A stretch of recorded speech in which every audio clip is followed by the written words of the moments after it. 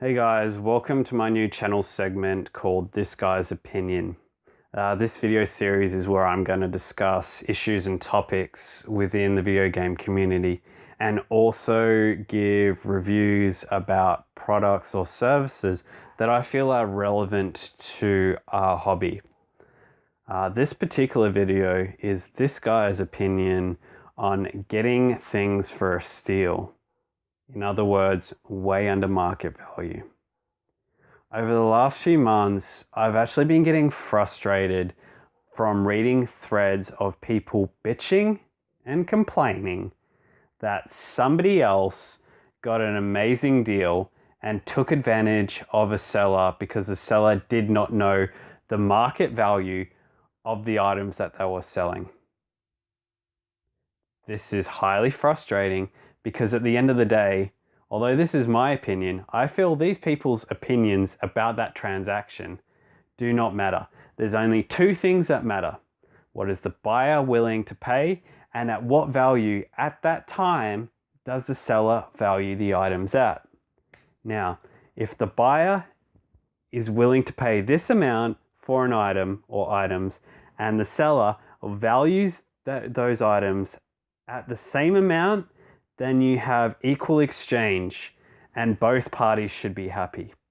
Whether that buyer got it for way under market value is irrelevant.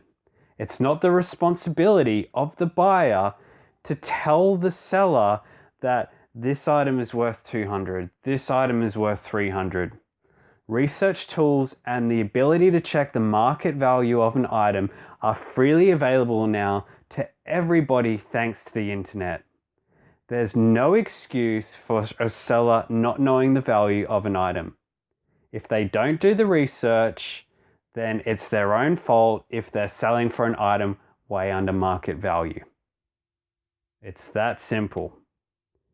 That being said, if I'm going to a garage sale and somebody asks me, well, what's it worth? I'm not going to lie. It's not in my personality to be that person. However, what I will say is I will say, well, it's worth more, but this is what I'm willing to pay. Fact, I'm telling him that it's worth more than I'm willing to pay. And the truth is what I'm willing to pay. Because at the end of the day, that's all I care about, is what I'm willing to pay for those items. If the seller then decides that, okay, I'm happy with that, and then you have equal exchange, once again, buyer and seller are happy. If the seller decides to take those items and not go through with the transaction and look up the market value of those items, that's their choice. But at the end of the day, all the bitching, the complaining, the moaning that a buyer ripped a seller off is irrelevant to a transaction. It's the seller's responsibility, not the buyer's responsibility, to know the value of an item. The bitching has to stop. I'm over it. Then again, that's just this guy's opinion, and it is your opinion if you feel somebody ripped somebody else off. But think about it. Think about if that happened to you. You would be happy.